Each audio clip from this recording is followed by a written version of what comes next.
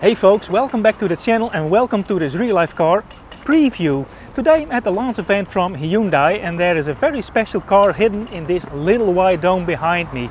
It's stormy, it's noisy and starting to rain, so let's go inside and see what the big surprise from Hyundai actually is. And folks, this is it, the all-new Hyundai Ioniq 3. A really important car for the Hyundai brand in a very important market segment. It isn't a real C segment car, nor is it a real B segment car. Lengthwise it falls in between both categories. So it's not a direct comparison in size with the i20 or i30. It's just in between the sizes. Hyundai calls this a arrowhead. Yeah, it really stands out in the Ioniq lineup. Now granted, the Ioniq 5, 6 and 9 don't look alike, and there is one reoccurring theme that connects the dots, and that of course is the pixel theme, which in fact connects the squares. So let's pick up the camera and do a walk around of the exterior and the interior. So you can see on the front end those 4 illuminated pixels. I'll get the camera up a little bit more so you don't have the glare. And those 4 pixels represent the letter H in Morse. 4 short beeps are the letter H. Now we all know what that means in case of Hyundai. They have LED matrix headlights, and it's nice that Hyundai has done away with the split headlights where you have fake headlights that act as daytime running lights and larger clusters in there. Now the headlights have returned to the normal position with the added daytime running lights, which are combined with a light bar in the faux grille. And if you look up close, you can see there are smaller pixels in there, so the lights go all the way through that front end. Now the end line has a different front fascia with air inlets, functional air inlets in front of the wheels. And there you can see the radar sensor array and active shutters in here, which will be standard throughout the entire model range. Moving on to the side, let's discuss wheel sizes. The N-Line gets 19-inch wheels, but the standard wheel size is 17-inch going up to 18-inch for the higher trim levels. But only the N-Line gets these 19-inch wheels with a very aerodynamic design. As you can see, this car, it has a matte color finish, but it will also be available in glossy red. Don't know exactly the name of this color. So the designer was here and they told me a little bit about the interior design. It was the interior designer, but he's also knowledgeable about the exterior design. And they used paper surfaces as a guideline for the shapes of this bodywork. So you can see the body panels are fairly flat. Also normal door handles. Hyundai has done away with the flip out electric door handles, so you can just grab them. Traditional door handles. And I think the electric door handles will be forbidden anytime soon. China has done that already. But these are real flat surfaces, and they may look very simple, but they're pretty hard to achieve in manufacturing. These creases that you see in the rear door, especially this one, is very deep crease. I'm very interested to see how easy it is if you have any dents in this car, but that's a subject for a different video. And also this rear end, there is this large area over here, but this is metal and this is the plastic of the bumper, and in case you hit something, it's easier to place that plastic than to dent out the metal bodywork of the car. Now you can see that this car has a fairly large rear spoiler, and this spoiler is standard on all the versions of the Ioniq 3. So looking at the tail end, of course the pixels are a returning theme on Hyundai's, and you see these 4 pixels over there. Not sure if they act as a brake light or a fog light. I'm willing to guess that these are the fog lights or the reversing lights, but I can't try this at this moment. The car is locked in a way, so we can't start it and move it back and forth. And here we can see those 4 pixels again. And this section, can the camera pick it up? Yeah, it can, is glass. But the rake of the rear window is quite sloping, and as we will see in the interior segment, the view through the rear view mirror is quite limited. But I see this camera over here in the spoiler, so I'm willing to bet that we have a reverse mirror or a digital reverse mirror. And again, the end line gets this nice diffuser-like structure. And if you look underneath the car, you can see that the lower end of the car is completely paneled up for aerodynamic efficiency. And one thing to note is the fact that the charging port is up here in the front. I'd much rather see this in the rear of the car, where you would normally have the gas filler door, but Hyundai chose to do it this way. I guess you learn to live with it. Reason I like it in the back of the car is that you can back up to your charging port, and when you want to drive off to an ongoing road, you have good visibility throughout the front window. And in this case, you often have to back up onto an ongoing road when you are done charging. This version also has a glass panoramic roof. It doesn't open, but there is a slider in there, so you get a lot of light in the interior. But anyway, I saw pictures of the car in a different body color. It was a metallic green color, and I thought the car looks very refined in that body color. So let's hop aboard and first look at the interior. Hope the camera will do it justice, because it is a little bit dark in here. We have some light coming through the panoramic sunroof. Inline version, it's partially cloth, it's partially Alcantara. See nice thick bolsters on the seats, very sporty seats. So let's hop aboard.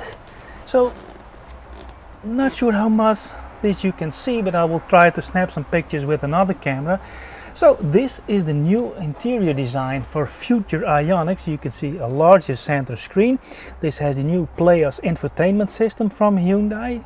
It will something that will be spread out throughout the model range.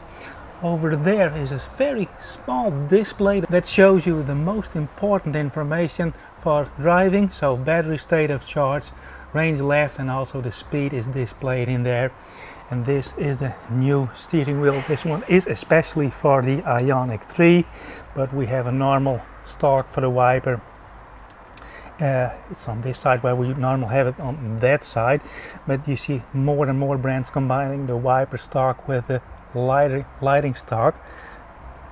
Something that you may have get used to, and this is what we seen more in current Hyundai's later models. Gear selector lever over there.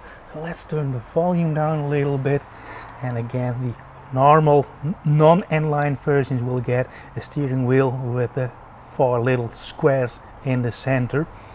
So Hyundai calls this a furnitured interior or a furnished interior, not exactly sure. It is quite dark in here, it's hard to show, but there is this little, this cut out in here where you can store a lot of goods. And as you can see, the dashboard is quite shallow. It doesn't protrude much into the interior. So they have found a way to create a lot of interior space on this car length, on this vehicle length. And I've just sat down in this car. Let me slide forward a little bit more to find my driving position, but there's a lot of space in this interior, and it looks really nice. Unfortunately, it's a little bit dark. I'll try to show you here. So we have a center section with a large screen, physical buttons for the HVAC controls, of course a start-stop button, and not too wide middle console, center console that houses a wireless charger for phones, 2 cup holders. But the car feels very spacious in terms of width. This being a hatchback has the same downside as the Kia EV4 has, and I mentioned that in that video. You have a hatchback, so the roof is lower, and it's an EV, so the car floor is higher, so the interior space in terms of height is more limited than you would have in an SUV type body style or a crossover body style. But all in all, what I do like about this interior is the design. It's very well thought out. I like this hollow section over here. You can throw a lot of stuff in there. It packs a lot. These nice little fans that were inspired by speakers, as the interior designer told us. Just nice, well thought out.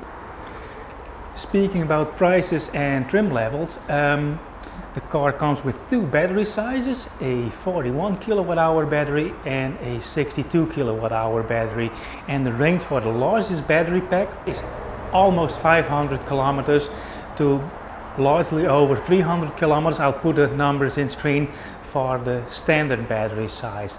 And as said, prices start below 30,000 euros, but the first two trim levels, though the lower trim levels, won't get a heat pump. And if you use the car on a daily basis throughout a year, a heat pump is a must. And I think the prices will be around 33,000 euros for the versions with a heat pump. Anyway, let's have a look in the rear, because that was a surprisingly nice place to be for a car in this segment. I've said it once and will say this again, for a family car it's really nice to have normal door handles at a normal height for children. So let's swing open the door. As you can see, it's a fairly large door, and the door opening itself is also quite large. Now the surprising part is this: the seating position in the rear is super comfortable. I have the driver's seat in my driving position.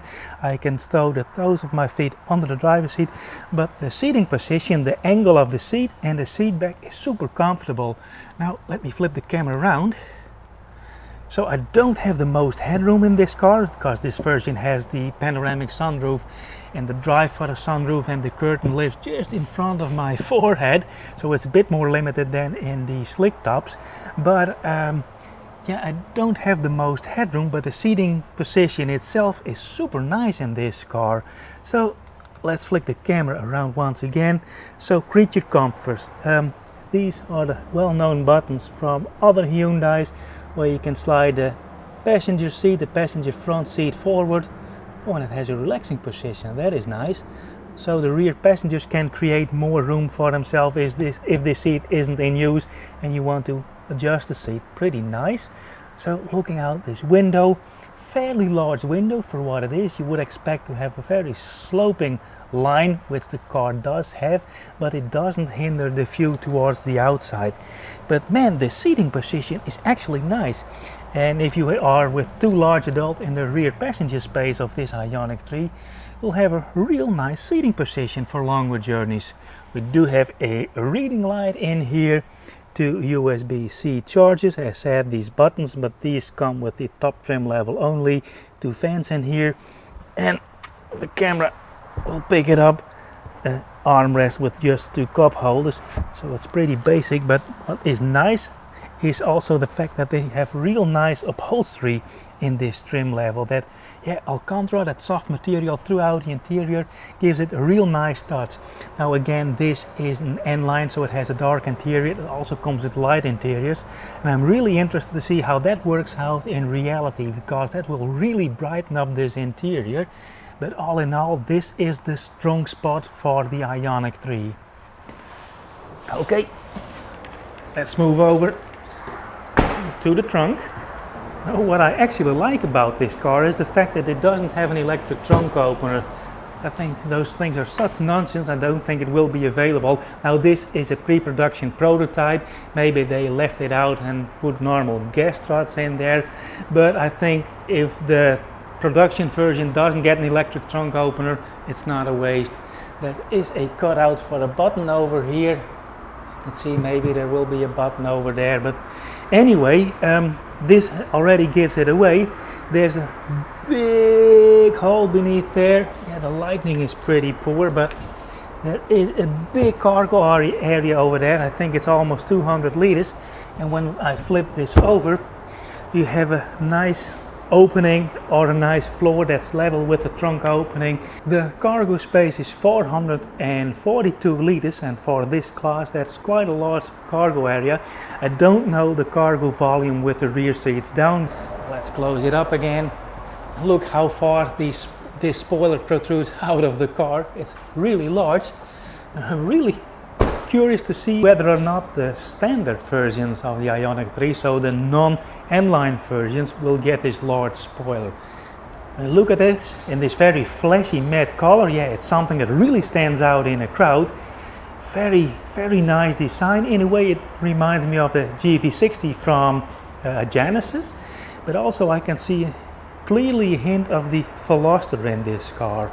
But I think this will be a remarkable sales success.